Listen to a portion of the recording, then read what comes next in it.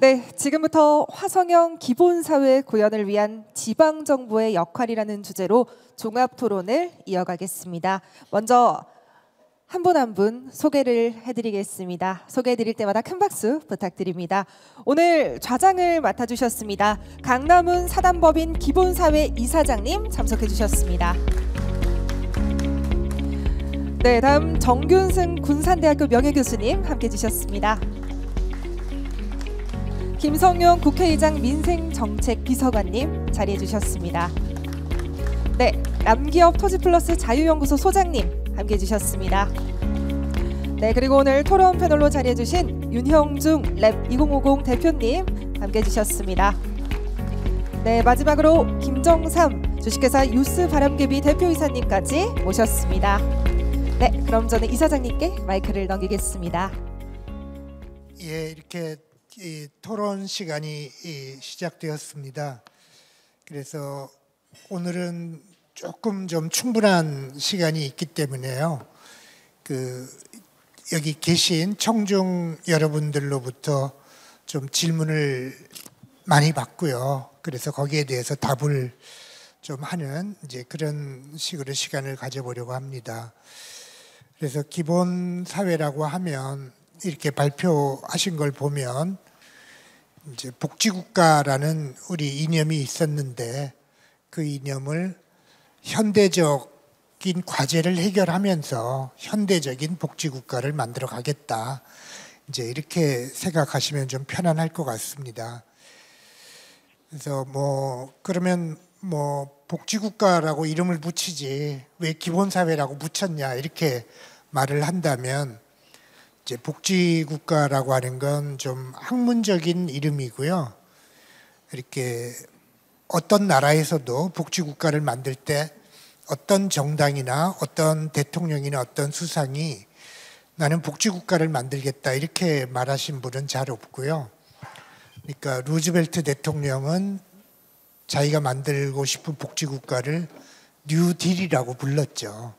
그리고 스웨덴에서는 복지국가로 유명한 그 스웨덴에서는 자기들이 만들려는 복지국가를 스웨덴 3인당은 인민의 집 이렇게 불렀습니다. 근데 우리나라는 지금 우리 대통령께서는 기본사회 이렇게 부르시는 거죠. 그렇지만 옛날 복지국가하고 다르게 새로운 과제들이 있죠. 아까 발표자들을 보면 AI 과제, AI 전환이 이루어져야 되고 기후 위기 문제를 해결해야 되고 또 특히 우리나라의 심각한 이제 여러 가지 기본 서비스, 주거 문제 이런 우리나라가 해결해야 되는 시대적인 과제 또 우리나라의 독특한 과제들이 있으니까 이런 것들을 함께 해결하면서 새로운 복지국가를 만들겠다 이렇게 이해하시면 될 것 같습니다. 그런데 또 많은 발표자들께서 해주신 것이 지방에 답이 있다. 지방이 더 잘할 수 있다. 이런 말씀들을 해주셨습니다. 또 특히 오늘 주제는 화성시이기 때문에 화성시에서 화성 여기 계신 분들은 화성이 어떤 도시인가 대개는 알고 계시지만 또 일반 이렇게 방송으로 보시는 시민들을 위해서 좀 소개가 필요할 것 같고요. 또 화성에서 준비하고 있는 기본사회의 여러 정책들이 있습니다. 이제 그런 것들을 좀 소개하면서 앞에 발표자들하고 같이 이 토론을 이어갔으면 좋겠습니다. 그래서 김성용 비서관께서 화성에 관한 이야기를 좀 먼저 해주시고요. 그 다음에 우리 토론자 두 분이 발표자가 아닌 토론자들이 계십니다. 김정삼 이사님 자료 준비가 돼 있고요. 윤영중 대표님 발표자가 아닌 토론자가 있기 때문에 그 다음으로 두 분의 말씀을 이렇게 차례로 듣고 그리고 나서는 이제 좀 청중들로부터 질문을 받겠습니다. 그래서 질문을 몇 분 받고 그 질문을 가지고 이제 이야기를 더 이렇게 이어나가 보겠습니다. 그런 식으로 진행해 볼까 합니다. 먼저 김성용 비서관님 부탁드리겠습니다. 네. 화성은 저도 참 연이 깊어서요. 제가 삼성전자 반도체 화성 사업장 출신이어가지고 저도 좀 동탄 1기 때 이제 처음 지어졌을 때 동탄에서 이제 그 시범마을에 레미안이라고 있는데 거기 살았었는데, 아무튼 그리고 지금 제가 원래 공직으로 오기 전에 제가 갖고 있던 사업 법인도 지금 아직도 여전히 화성에 있고 동탄 남광장에 사업장이 있는데 지금 이제 와이프 이름으로 바꿔놨고, 어쨌든 뜻깊은 화성시에 대해서 소개해드려서 좀 반갑습니다. 현재 지금 화성이 어쨌든 인구수가 105만 명으로 돼서 이제 특례시가 최근에 됐고요. 또 그 인구 증가율이나 출생아 수나 아동 인구수도 역시 전국 1위고, 재정 규모도 지금 3조 7천억 정도로 어쨌든 거의 뭐 굉장히 높은, 그리고 재정 자립도도 높게 나오고 있고요. 그다음에 기업체 수도 전국 1위입니다. 12만 개 정도의 기업 사업체 수가 있고요. 종사자 수 역시 경기도 1위. 그다음에 제조업체 수도 전국 1위고 제조업 종사자 수도 전국 1위입니다. 면적은 서울시 한 1.4배 되고요. 행정구역은 29개 읍면동이 있고, 또 공무원 수도 3,070명 정도로 1인당 주민수 352명을 가지고 있습니다. 지역경제 역시 GRDP는 경기도 1위이고요. 경제성장률도 경기도 5위로 되어 있고요. 뭐 기타 지표 자체도 워낙 뭐 화성시는 높게 월등히 뛰어나게 나타나고 있어서, 사실 저희가 기본사회 처음에 이제 아까도 말씀드렸듯이 기본사회과를 만들 때 담당 그 전략가님이 저한테 연락이 와서 어떻게 했으면 좋겠냐라고 했을 때, 정말 화성시는 기본사회를 만들기 딱 대한민국에서 현재 기본사회를 실현하기 좋은 두 곳이 있는데, 하나가 제주도고 하나가 화성시라고 생각을 하고 있거든요. 제주도는 이제 재생에너지로 인한 자립도가 높고, 화성시는 재정 자립도가 높고, 그리고 농업자 복합사, 그 도농 복합사이기도 하고요. 그리고 화성시는 지금 기본사회, 아까 말씀드렸듯이 과를 가지고 있는데, 이 기본사회과가 지금 화성형 기본사회에 대한 정의를 지금 잘 만들어놨다고 저는 솔직히 생각합니다. 그 화성형 기본사회를 기본소득과 기본서비스, 사회적 경제, 지속가능 경제 이렇게 나타내셨는데, 사실은 이 부분이 특히 기본 서비스에 대한 기본 금융이라든가 주거, 교통, 의료, 교육, 에너지들을 잘 분리해 놓으셨고, 또 사회적 경제에 대한 일자리 창출이라든가 그 환경보호 을기본권, 그리고 기본소득, 이 부분에 대해서 정의가 잘 되어져 있고요. 특히 지금 화성 대표 사업들이 그 기본 카테고리에 많이 들어와 있습니다. 기본소득에 대한 거는 문화체술, 예술체육 기본소득이라든가, 기본금융에는 결혼장려 통장인 연직원지, 기본주거에서는 이제 긴급 임시주거지 제공들, 그다음 무상교통이라든가 지역사회 돌봄, 이러한 모든 것들이 잘 이루어지고 있어서 화성시야말로 저희가 생각하는 기본사회를 가장 제일 먼저 실증하고 있지 않나. 그리고 어쨌든 이재명 정부가 들어서기 전에 이미 기본사회과를 만들었던 거고, 그러한 사업들을 런칭해 나가는 걸로 봐서는 향후에 모든 지자체들이 기본사회를 만들어 나간다 그러면 화성시를 기존 표준 모델로 삼고 나아가면 참 좋겠다라는 그런 생각을 좀 가졌습니다. 네, 이상입니다. 예, 감사합니다. 예. 그다음에 발표 부탁드리겠습니다. 네, 안녕하십니까.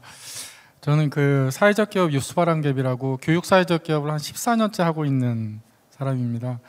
그 이제 국가, 시장, 이렇게 시민사회 이제 경제 3주체 이야기하면, 사실은 이제 사회적 경제 기업 같은 경우에는 국가 시장의 역할을 일부 담당하면서 시민사회에 직접 참여 뭐 이런 것들을 좀 끌어올리는 역할을 한다고 좀 생각을 하고요. 일단 화성하고의 인연은 그렇습니다. 오늘 화성 홈페이지를 이렇게 딱 봤더니 그 청소년 소셜 벤처 아이디어 공모전 10회째 하고 있더라고요. 제가 1회째 세팅을 하는 작업을 했었습니다. 보통 이제 기본사회 앞에서 말씀을 쭉 해주셨는데, 저는 이제 그런 생각을 좀 해봤습니다. 기본사회가 기본적으로 그 생태계가 조성이 되려면 뭐가 필요한지, 가장 큰 거는 정책과 제도고, 두 번째는 인재 양성입니다. 전문 인력. 그 세 번째는 자금입니다.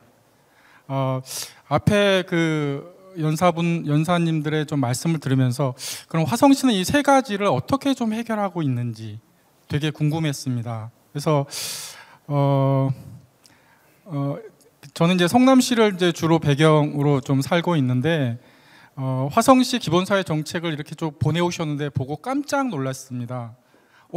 와, 화성시가 정말 전국 최초로 기본사회를 하나 보구나.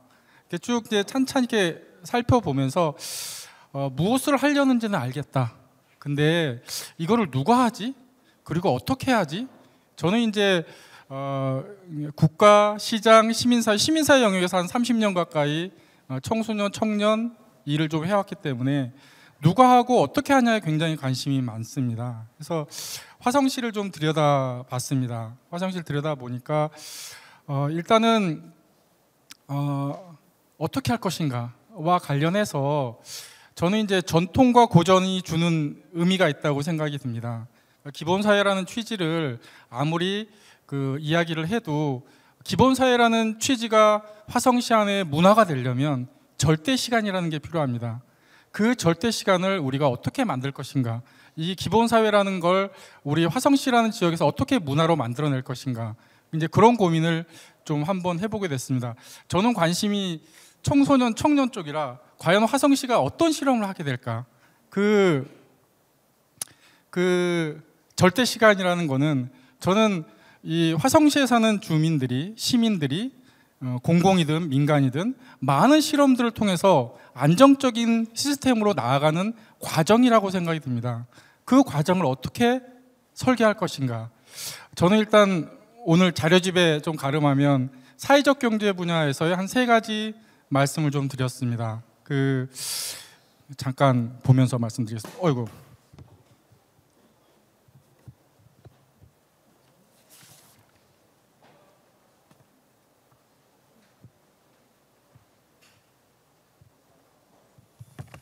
네, 저는 좀 우리가 이제 제가 얘기 듣기로는 내년부터 화성시도 통합돌봄 사업을 좀 전면적으로 시행한다고 알고 있습니다.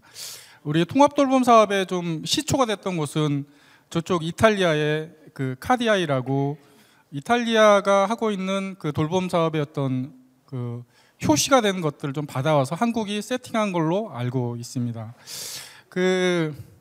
제가 2년 전에 이탈리아를 갔다 왔습니다. 현재 가서 보니까 우리나라하고는 좀 많이 차이가 나는 것을 느꼈습니다. 가장 큰 거는 정책과 제도 면에서는 일단 헌법에 1948년도에 이미 협동조합을 지원해야 된다라는 명시가 돼 있고, 우리나라 사회적 협동조합은 지난 91년도에 이탈리아가 시작된 사회적 협동조합법을 그대로 가져왔습니다. 그러니까 왜 이탈리아는 이런 사회적 협동조합과 아니면 협동조합을 법에까지 넣으면서 하게 됐을까? 그런 이제 고민이 좀 들잖아요. 그래서 이탈리아가 택한 어떻게는 그렇습니다.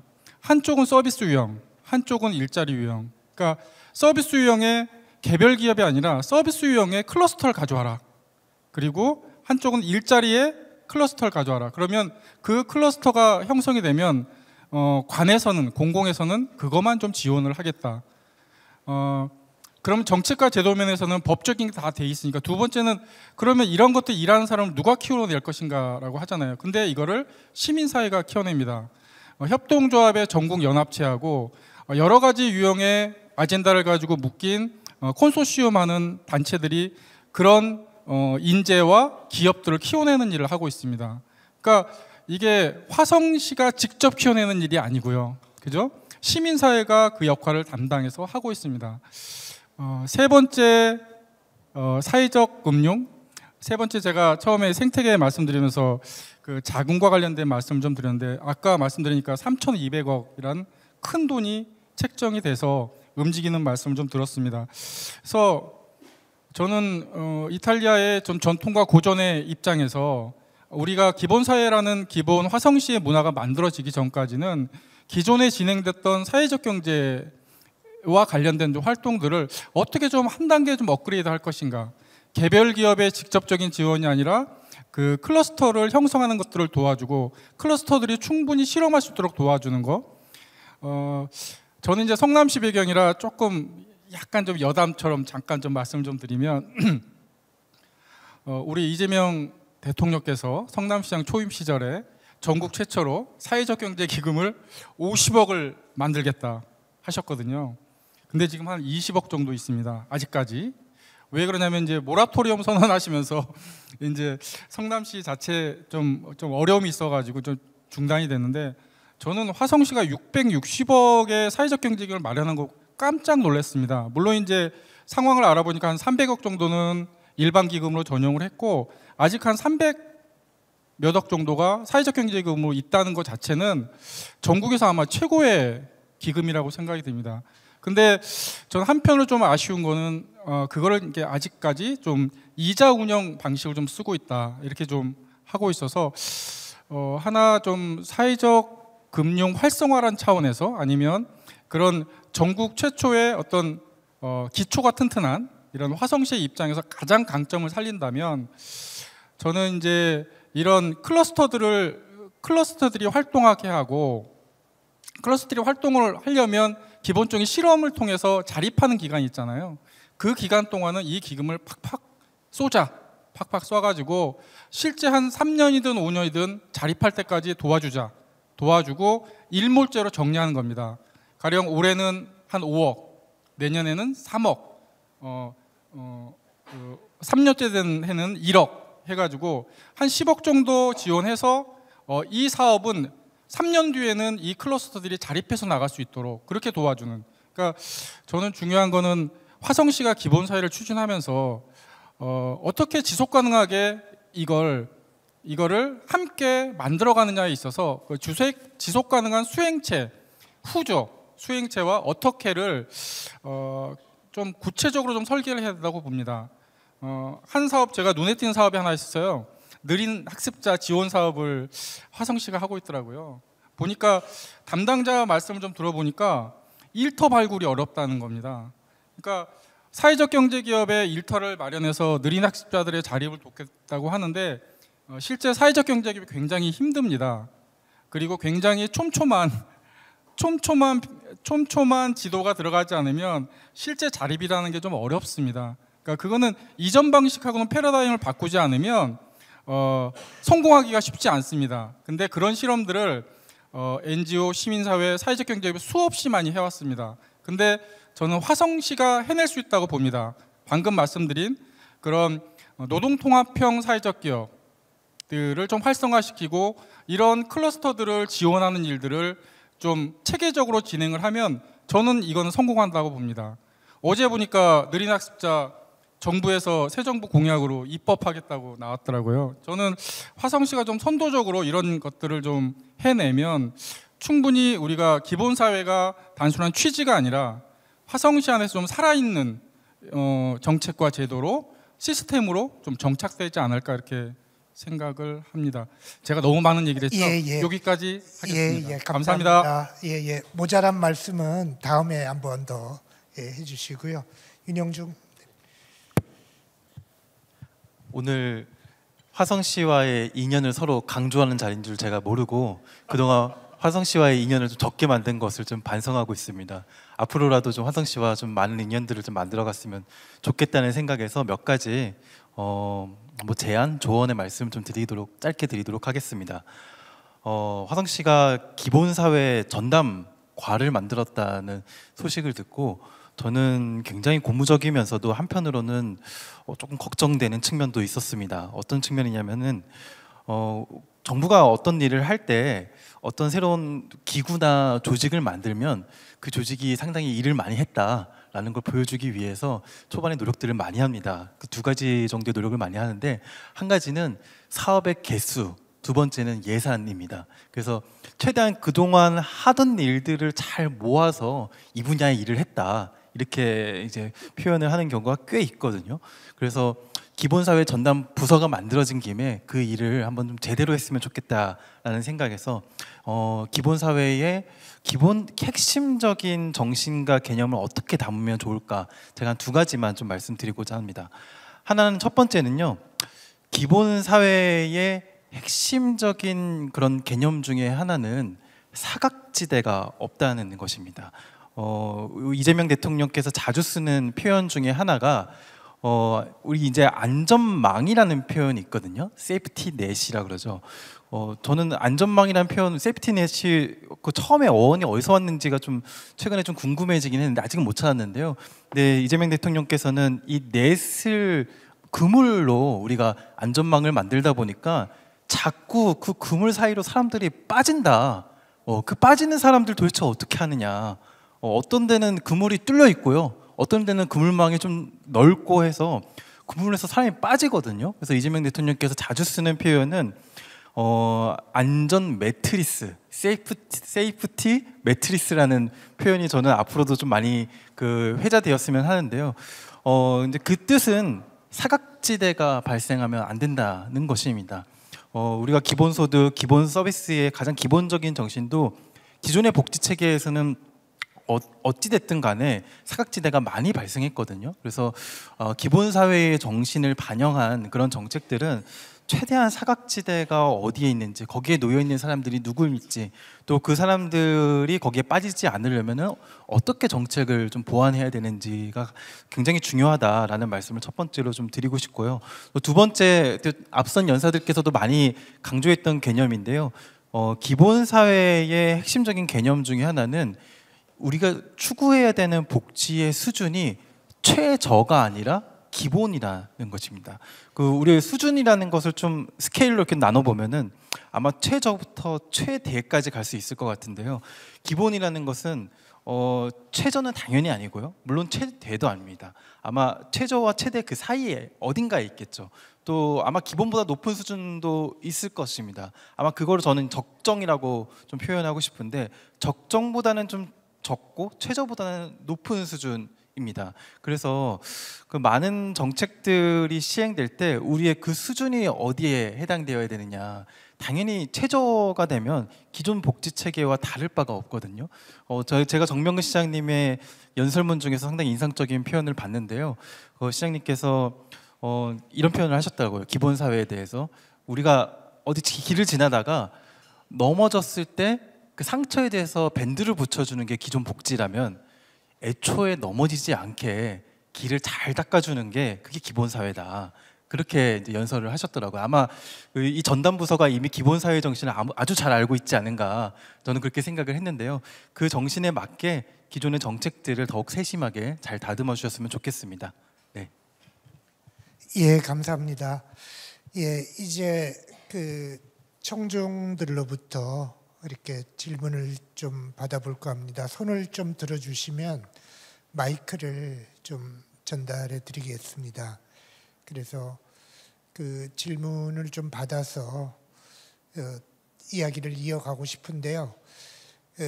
질문이 좀 없으면 이렇게 청중들, 발표자들께서 일방적으로 또 하고 싶은 이야기를 하실 테니까 말을 우리가 좀 유도해 내야 될 것 같습니다. 손을 한번 들어봐. 저기 손 드신 분 예, 마이크 좀 전달 부탁드립니다. 여기 하나, 여러 마이크 좀 전달 부탁드립니다. 손을 드신 분 있나요? 예.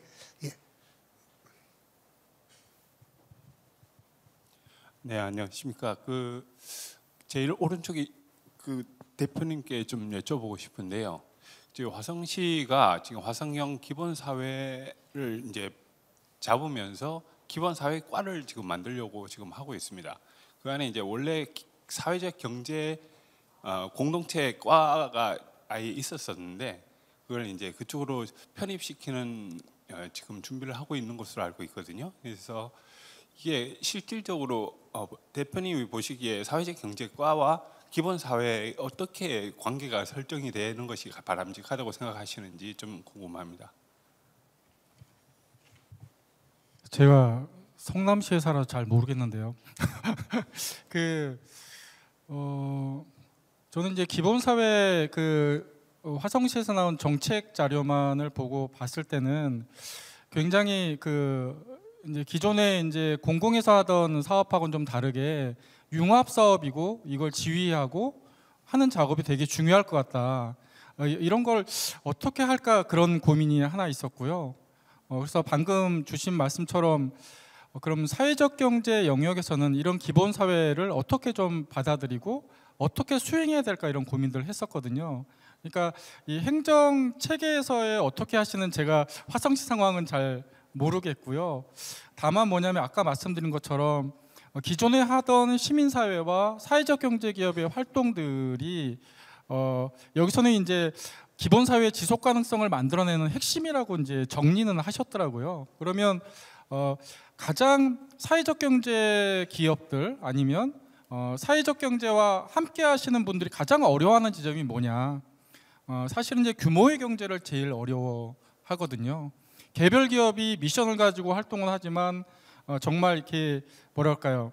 교육이면 교육 문제를 해결하기 위해서 개별 기업은 안 되고 콜렉티브 임팩트라고 해서 정말 지역의 교육을 걱정하는 교육을 생각하는 많은 기업과 단체 시민들이 이렇게 좀 활동할 수 있는 터전을 좀 만들어 주는 거, 그걸 가장 크게 지금 생각을 하는데 개별 기업의 힘으로는 힘든 일이거든요. 그런 것들을 좀 잘 만들어내는 일을 화성시가 한다면 저는 뭐 그게 기본사회과가 하든 사회적 경제과가 하든 저는 이제 내용과 본질을 좀 잘 보장해 나갔으면 좋겠다. 그런 좀 말씀을 좀 드리고 싶습니다. 화성시 상황은 잘 모릅니다. 뭐 또 다른 질문이 있으신 분 손 좀 들어서 손을 드신 분이 계십니다. 네, 안녕하세요. 저는 화성시 사회적 경제과 사회적 일자리 팀장 강민경입니다. 저희가 이제 기본 사회과가 저희 과에서 이제 분화돼서 사회적 경제과에서 이제 기본 사회과로 분화돼서 만들어져서 그 기본 사회란 개념을 리스를 통해서 좀 찾아보고 개념 적용에 대해서 좀 알아봤는데 굉장히 어렵고 새로운 개념인 것 같습니다. 쉽지 않은 개념인데요. 저희는 이제 그 김성영 민생정책 비서관님께 질문 드리겠습니다. 그 기본 사회는 기본 사회 핵심 플레이어를 이제 지방 정부라고 말씀하셨는데 화성은 전국에서 재정 자립도가 높고 그래서 기본 사회를 잘 구현할 수 있는 그런 지자체라고 생각을 하고 있는데 제가 궁금한 거는 지방 자립도가 낮은 수도권 이외의 지방 정부는 기본 사회를 어떤 방향으로 이끌어 나가야 될까, 그거에 대한 궁금증이 있어서 여쭤보고 싶습니다. 네, 좋은 질문 감사드립니다. 사실은 좀 중요한 질문이시고요. 제가 이제 화성시가 제주도와 같이 두 개 그 이제 지방 정부가 좀 기본 사회를 실현하기 적정한 도시라고 생각한 건 두 도시 다 이제 기본 사회를 이끌어갈 재정적인 안정을 가지고 있기 때문에 드린 거고, 나머지 재정 자립도가 낮은 도시들은 어떻게 되냐? 아까 이제 앞서 정균승 교수님이 말씀하신 대로 저희가 이제 에너지 대전환을 이루어야 됩니다. 그 에너지 대전환을 이룰 때 궁극적으로 재생에너지 형태로 가면서 우리가 얻어야 가는 게 뭐냐? 공유부 형태입니다. 그래서 그 지방 정부들은 재생에너지 전환을 통해서 공유부를 이끌어내야 됩니다. 그 공유부의 일환으로 해서 그 기본 사회를 이끌어 나갈 수 있습니다. 지금 바로 스타트할 수 있는 곳이 이제 재정 자립도가 높은 화성시라는 거지, 재정 자립도가 낮은 도시들은 기본 사회를 할 수 없다라는 의미는 아닙니다. 그래서 그 서해안 벨트, 지금 현재 재생에너지가 두 축으로 아마 이루어지게 될 것 같습니다. 이제 그 분권형 에너지가 이제 제주도는 이미 정리가 되어 있고, 이제 울산을 중심으로 한 동남권, 그다음에 이제 호남을 위주로 한 서남권이 이제 분권형 에너지 형태로 들어가게 될 것 같은데요. 그곳에서가 우선적으로 그 재생에너지 전환을 통한 공유부를 형성할 수 있을 것 같습니다. 다만 안양시라든가 뭐 이런 좀 이제 오산시라든가, 그러니까 규모가 작은 도시들에서의 공유부는 어느 정도 한계가 있긴 합니다. 그래서 그러한 곳들은 앞서 말씀드린 대로 중앙 정부가 어느 정도는 또 기여를 해야 되는 부분이 있는데, 지방 정부 스스로 할 수 있는 부분들은 그런 공유부를 형성하면 될 것 같습니다. 예, 감사합니다. 다른 보충 말씀 또 네, 그 방금 김성용 비서관님 말씀에 좀 조금 곁들이겠습니다. 제가 아까 이제 뭐 시간에 쫓겨서 말씀을 다 이제 못 드린 부분도 있고 한데, 이 기본 사회의 가장 핵심 축은 바로 여러분들이거든요. 그래서 이거는 중앙 정부가 할 수 있는 역할보다는 지방 정부의 역할이 정말 중요합니다. 그리고 지금 질문하신 분께서 말씀하신 것처럼 화성은 화성형의 기본 사회가 있고 또 제 고향인 전라남도 영광은 영광형 기본 소득이 있어요. 그래서 앞으로 기본 사회는 굉장히 다양한 형태로 펼쳐질 것이다. 왜냐하면 지역마다 다 특색이 있고 상황이 다 다릅니다. 그래서 우리는 뭘로 하지라고 하는 타입이 여러 개 타입이 나올 것이다. 그래서 이제 그런 앞으로 이제 연구랄지 이런 것들이 좀 다양하게 이루어져야 되고 우선은 테스크베드가 좀 있어야 됩니다. 그래서 실험이 자꾸 이루어져야 돼요. 이 사회가 뭐 단기간에 있을 수 있는 게 아니고 앞으로 미래 우리가 가야 될 사회이기 때문에 10년이 됐든 20년이 됐든 점점 진화하고 진보하면서 갈 수 있는 모델들이 필요해요. 그래서 크게는 도시형 기본 사회가 있고 농어촌형 기본 사회가 있고 도시형도 성장형 도시가 있고 또는 정체 내지는 오히려 퇴보하는 그런 도시도 있거든요. 그런 상황에 따라서 다양한 것들을 개발을 해야 되고 참고로 지금 광명시에서 광명형 기본소득을 하기 위해서 그 정책 아이디어 공모를 했어요. 근데 무려 109가지의 아이디어를 공모로 제출을 해서 지금 심사하고 있습니다. 그러니까 제가 이제 심사위원으로 참여를 하면서 깜짝 놀랐어요. 이렇게 다양하고 이렇게 그 많은 아이디어들이 있구나. 근데 광명에 맞는 스타일이죠. 그러면 화성은 화성대로 화성형 기본 사회를 이루기 위해서 시 차원에서도 우리 부시장님 계시지만 어떤 그런 시민들로부터 아이디어를 공모하고 또 좋은 아이디어들은 정책에 반영해서 자꾸 미처 생각하지 못했던 이런 것들이 아래에서부터 위로 올라올 수 있는 그런 정책의 어떤 구조를 갖는 것도 도움이 되지 않을까. 그래서 이거는 앞으로 기본 사회가 굉장히 다양하게 나올 거고 또 그런 것들이 미처 우리는 생각하지 못했는데 옆에 도시가 좋은 아이디어가 있으면 그걸 우리가 또 수용하고 이래서 나눌수록 커지고 풍요로워지는 게 기본 사회가 미래가 되지 않을까. 그리고 또 따라서 그렇기 때문에 화성시의 역할은 앞으로 더욱더 중요하다고 보고 특히 이제 도시 모델을 어떻게 개발해 내느냐 하는 것들은 광명에서 어떤 것들이 나오는가를 한번 보면 그것도 도움이 되지 않을까 이런 생각을 해봅니다. 그래서 굉장히 다양성이고 이거는 매우 지방 분권적이고 그리고 시민들이 자발적으로 참여하는 주민 참여형 사회가 기본 사회다 이렇게 말씀드리고 싶습니다. 예, 또 질문 있으신 분? 예, 또 질문 있는데 똑같은 분 하지 마시고요. 예. 네, 안녕하세요. 서울 시민 박재준입니다. 저 다름이 아니고요. 여기 우리 조계원 의원님도 계시는데 제가 이렇게 패널 분들에게 질문보다 또 의원님이 국회에서 또 하시는 일이 또 좋습니다. 중요하다고 생각을 하거든요. 예. 지금 이렇게 기본 사회 하는데 우리 패널 분들이 계속 아까 발표하는 것도 다 들었는데 결국에는 지방에서 이루어지는 기본 사회의 기본은 결국엔 돈이라고 저는 생각을 해요.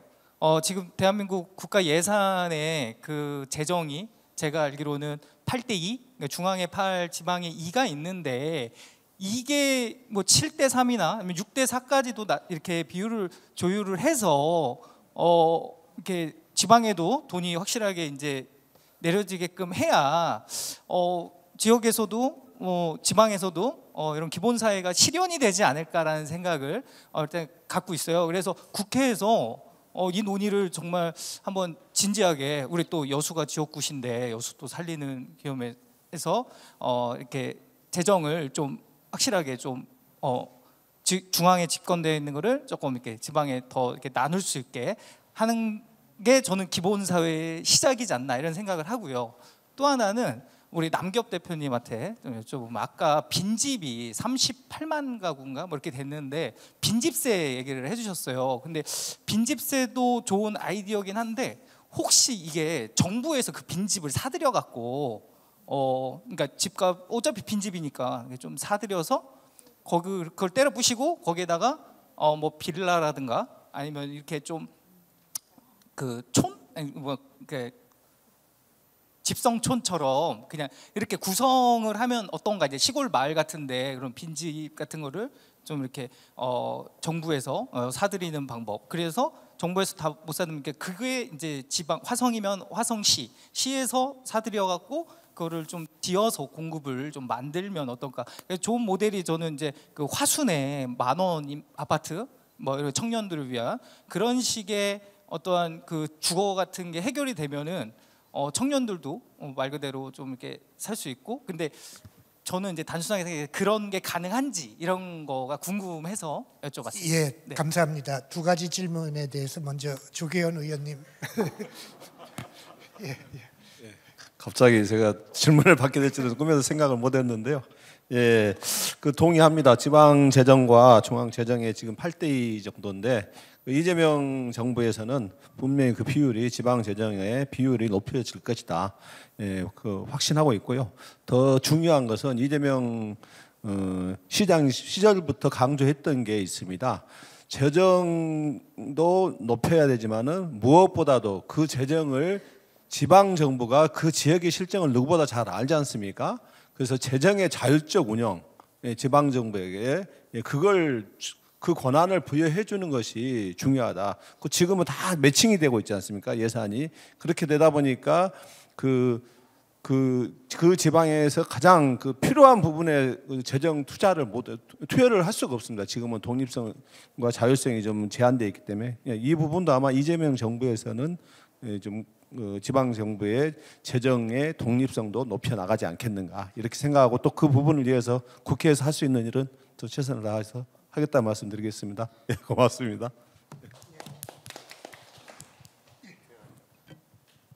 예, 하마터면 아무 말도 못하고 그냥 끝날 뻔했습니다.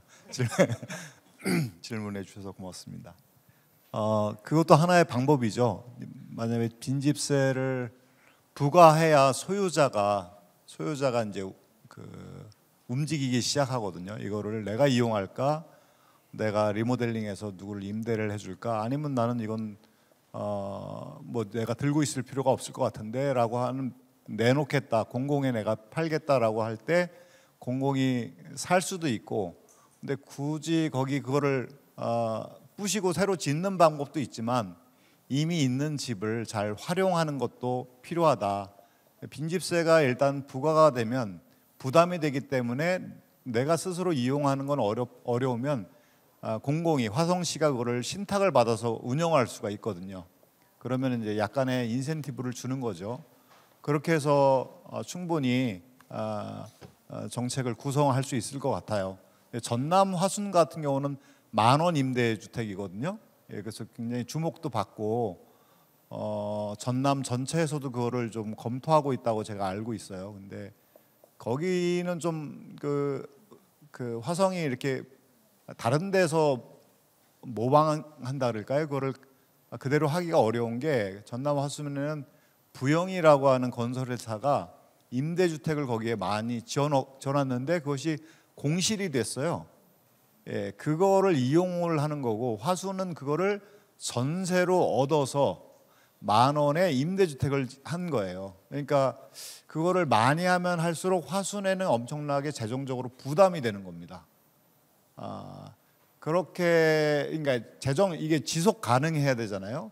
빈집세나 빈집세 기반의 빈집 시탁제 이런 것은 지속 가능하게 얼마든지 설계할 수가 있고, 또 다른 제가 제안한 토지임대부 분양주택 같은 경우도 사실은 좀 더 말씀을 드리면 이미 해왔지만 서울에서도 했었거든요. 서울에서도 옛날에 강남에 했을 때는 2011년, 12년 했을 때는 2억 원 정도의 분양을 했는데 지금 12억 원이 됐어요. 그러니까 부담 가능한 주택이었지만 처음에 초기 분양자가 로또를 맞게 된 거죠. 근데 2억 원 정도의 주택이면 2억 원 정도에 계속 유지될 수 있도록 정책을 짜야 되는데 그렇지 않았고, 또 최근에 SH가 마곡에도 또 공급을 했는데 아마 강남 모델 비슷하게 갈 거라고 저는 봐요. 그 내용을 들여다보면 화성은 처음에 공급했던 그 가격이 계속 유지되도록, 약간의 등락은 있지만 유지될 수 있도록 제도를 설계해서 정말 명실상부한 토지임대부 분양주택, 주거 문제를 해결할 수 있는 주택 신규로 공급하고, 또 이미 있는 주택을 지금 저기 질문하신 분이 말씀하신 것처럼 새로 부시고 새로 지을 수도 있고, 아니면 이미 있는 집을 잘 활용해서 임대를 할 수 있는 사람에게 임대하고, 그러면은 인구도 늘어나고 주거 문제도 해결할 수 있는 그런 방안이 될 수 있을 것 같습니다. 질문 감사합니다. 제가 잠깐 추가로 아까 조경 의원님 말씀하신 것 첨 부연 설명드리자면, 지금 현재 국회에서 지금 지방교부세가 이제 19.24%로 책정되어 있는데, 이거를 이재명 정부 내에서 30%까지 올리는 거에 대해서 이제 입법조사처라든가 법제실에서 약간 지금 조사 작업을 하고 있습니다. 그래서 지방교부세를 좀 올리는 방안을 하고 있고요. 그다음에 두 번째로는 지역 화폐에 대한 국비 매칭을 좀 더 높이겠다라는 형태로 지방 정부 좀 하고, 그리고 일부 국비를 이제 지방세로 전환하는 부분에 대해서 물론 이제 부가세부터 시작해 여러 가지 사안들을 지금 검토하고 있어서 지방교부세 부분이랑 지방재정 자립에 대해서는 확실히 5년 안에는 좀 더 많이 증가될 것이다. 이거는 좀 명확하게 흘러가고 있습니다. 예, 그 한 분 정도 더 질문을 받을 수 있을 것 같은데요. 예.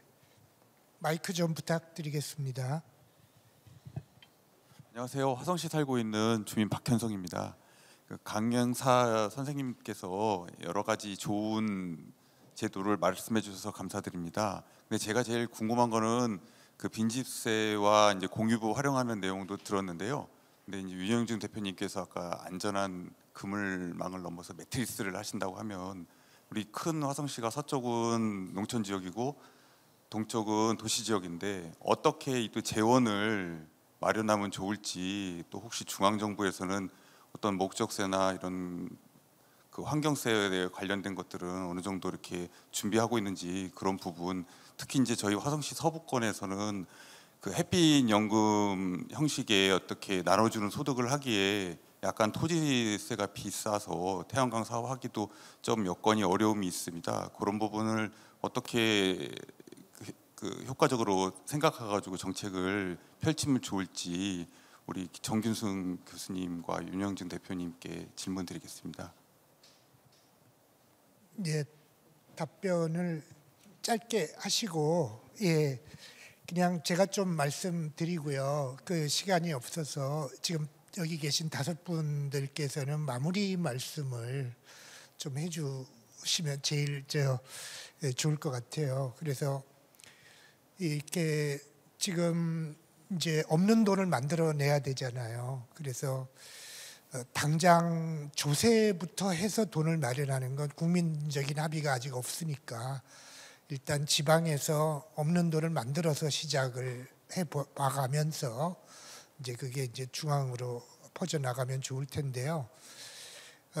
지금 보시면 백가쟁명입니다. 우리나라 내년 지방선거는 기본사회 실현을 위한 광범위한 정책 엑스포, 정책 축제장이 열리는 선거가 될 거고요. 준비하고 있는 내용들이 지방별로 굉장히 다양한데, 예를 들면 전라남도 에너지 기본소득을 준비하고 있습니다. 근데 돈이 없잖아요. 돈이 없어서 전라남도 도민펀드를 마련하려고 하고요. 도민펀드로 그러면 어디다 투자하냐 그러면 신안에 있는 태양광의 지분을 한 6% 정도, 그 조단이 3조가 넘는 사업인데요.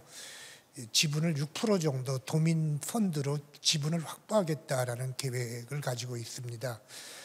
그래서 그 수익률을 보면 지금 한 1,000만 원을 투자하면 1년에 100만 원 정도 수익률이 나올 것 같고요. 그럼 돈이 없는 도민들은 어떻게 하냐라고 고민이 되는데, 그거는 옛날에 이재명 대통령께서 경기도지사 때 제안하셨던 기본 금융 같은 형태로 누구나 다 1,000만 원까지는 싼 이자로 좀 빌려줄 수 있게 하겠다. 마이너스 통장, 마통이라 그러죠. 마통 쓰게 하겠다라고 하는 그런 아이디어들을 고민하고 있습니다. 그래서 가능한 한 많은 도민들이 공평하게 투자해서 시민들의 돈으로 시민들의 소득을 창출해내는, 그렇다 보면 이제 도민들의 그 어떤 경험이 쌓이면 이제 정부도 세금을 거둘 수도 있다. 정부도 좀 해봐라. 이런 여러 가지 것들이 있을 테니까 그런 것들이 내년도 선거에서 각 지방마다 없는 돈 만들어서 공유부를 만들어내는 광범위한 정책들이 나올 것 같으니까 좀 기대하고, 새 대통령께만 기대하지 말고 이제 대통령 하에서 치러지는 이 선거에서, 지방선거에서 이 기본사회를 실현을 위한 수많은 정책들을 여러분 계신 분들이 제안도 해주시고 또 적극적으로 또 관찰해서 좋은 걸 확대시켜 주시는 그런 역할을 하시면 되겠습니다.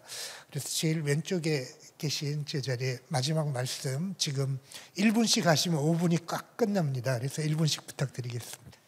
네, 그 기본사회 저도 이게 참여하면서 그 주민 참여 예산제 생각을 한번 해봤습니다. 전국의 주민 참여 예산제가 돼서 직접 민주주의로 예산을 쓰는 훈련을 하는데 제일 안 되는 게 시민들이 직접 예산을 짜본 적이 없어가지고 기획력이 안 돼서 주민참여예산제가 잘 안 되는 지점이 있습니다. 그러니까 공공에서 사실은 좀 많이 기다려줘야 되고 그 기획력을 키울 수 있도록 도와줘야 됩니다. 저는 이제 기본사회도 마찬가지라고 생각이 듭니다. 아까 말씀드린 것처럼 좀 절대 시간이 필요한데 좀 실패할 수 있는 시간들을 좀 두고 자금을 쏟아부어야 된다. 그래야 변화가 생긴다, 이렇게 좀 생각이 들어서 화성 시민들이 충분히, 특히 사회적 경제 기업들이 지역사회 문제를 풀어내는 그런 실험들에 과감한 좀 패러다임의 전환, 이런 게 좀 많이 필요하지 않을까 하면서 화성시를 기대합니다. 감사합니다. 네, 저는 주신 질문들 답변하는 식으로 이제 마무리를 하겠습니다. 굉장히 어려운 질문이네요. 그러니까 우리가 돈을 어떻게 마련해야 되느냐, 그 질문을 주셨는데요. 한편으로는 이렇게 생각을 해봅니다. 한국이 예전에 자본도 없었고 기술도 없었고 교육받은 사람도 부족했잖아요. 그런데 우리가 누구보다 빠르게 경제 성장을 했단 말이죠. 또 당시 성남시가 선구적인 기본소득 정책을 했던 당시에는 성남시 재정이 매우 어려운 상황이었습니다. 그러니까 저는 한편으로는 물론 아까 이제 사회적 경제 과장님께서도 질문 주셨는데 그 재정 자립도 낮은 지자체 어떻게 하느냐, 굉장히 어려울 거라고 예상합니다. 뾰족수는 없습니다. 근데 다만 이렇게 말씀드리고 싶어요. 우리가 기술이 먼저냐 자본이 먼저냐 사람이 먼저냐라고 할 수 있는데 그보다 앞서서 미션이 먼저인 것 같습니다. 우리가 무엇을 지향하는지, 어떤 것을 할 것인지 작게라도 그것을 만들어보고 사람들한테 보여드리고 또 그것이 설득력을 얻게 되면 우리가 그 씨앗이 커질 수 있습니다. 그래서 그 미션이 좀 먼저 제시되면 사람도 기술도 자본도 조금씩 모을 수 있지 않을까, 또 그렇게 생각을 하고요. 또 빈집과 관련해서는 여러 가지 사실 디테일한 정책적인 아이디어들도 저도 고민이 좀 드는데요. 우리가 주택청약적 가입하면 돈 내잖아요. 그 돈 보통 주택도시 기금으로 가고 각종 다양한 대출 지원이나 뭐 이런 쪽으로 쓰이거든요. 저는 그 용도를 좀 더 다변할 수 있지 않나라는 생각도 들어요. 그래서 아마 미션이 먼저 가면 분명히 수단들도 마련될 수 있지 않나라고 생각합니다. 그래서 화성이 지구에서 가장 기본 사회가 앞선 그런 지자체가 되었으면 좋겠습니다. 네, 감사합니다. 네, 그 애향심이 더 커지는 것 같아요. 제 고향에 대해서 특별히 그렇게 생각을 하지 않았는데 저는 지난번에 제주도에서 우리 정명근 시장님 만나면서 이렇게 싹 텄던 것 같고 또 오늘 발표하면서 더 그런 생각이 들었습니다. 기본사회의 선두주자가 되었으면 좋겠다. 앞으로 기본사회라는 말이 굉장히 많이 나올 텐데 실질적으로 기본사회는 저렇게 하는 거구나 라고 하는 것을 모델을 보여줬으면 좋겠고, 그건 의지의 문제고 저는 의지의 문제라고 봐요. 그리고 또 방법은 얼마든지 있고 이미 나와 있는 방법도 있고 구체적으로 실현해서 이렇게 보여주는 그런 선도하는 시가 됐으면 좋겠다, 이런 생각입니다. 이상입니다. 아니, 저는 화성시청에 계신 공무원분들이 좀 더 자신감을 가지셨으면 좋겠습니다. 제가 올해 초에 이제 의장님 지시로 CES를 갔다 왔는데, 마침 CES 갔을 때 이제 화성시에 이제 박문수, 조성률, 윤민섭 비서관이랑 같이 만나서 제가 얘기를 했는데, 라스베가스 촌동네에서도 이런 거대한 섹션을 하는데 화성시도 충분히 할 수 있다. 사실 뭐 장소도 뭐 우여곡절이 많았던 걸로 알고 있는데, 코엑스에서 하고, 제가 어제 조용히 그냥 사복 입고 돌아다니면서 봤는데 진짜 CS 한 섹션을 갖다 놓은 듯한 느낌이 들었어요. 너무 좋았고, 아침에 이제 알고 계신 언론사 편집국장님들이랑 국장님들 전부 다 전화 오셔가지고 야, 이게 일반 지자체가 할 수 있는 행사야? 라고 하실 정도로 굉장히 놀라셨다고 그러더라고요. 굉장히 잘하고 계십니다. 그리고 기본사회과도 뭐 처음에 이제 정명훈 시장님이나 조승문 부시장님이 저한테 문의하셔가지고 뭐 내용 좋은 것 같다라고 말씀드렸던 게, 오히려 중앙정보보다 먼저 하고 계십니다. 그러니까 선도하고 계세요. 선도하는, 저도 이제 반도체가 하도 잘 나갈 때 이제 삼성에서 반도체를 하고 있었는데, 선도하는 입장에 서면 정말 힘듭니다. 이게 맞나 싶은 생각이 끊임없이 들 겁니다. 근데 맞습니다. 처음에 하셨던 생각이 굉장히 맞은 생각이고요. 저희가 강남훈 이사장님이랑 굉장히 오랜 기간 동안 기본사에 대해서 토론하고, 뭐 여기 조교원 의원님은 진짜 뭐 누가 봐도 기본소득 진심이었던 분이기도 하고 하는데, 저희보다 더 잘 정리하고 계시고 저희보다 더 앞서서 실행하고 계십니다. 그러니까 잘하고 계시고 잘 선도하고 계시기 때문에 좀 자신감 있게 더 진행해 나가시면 좋을 것 같습니다. 감사합니다.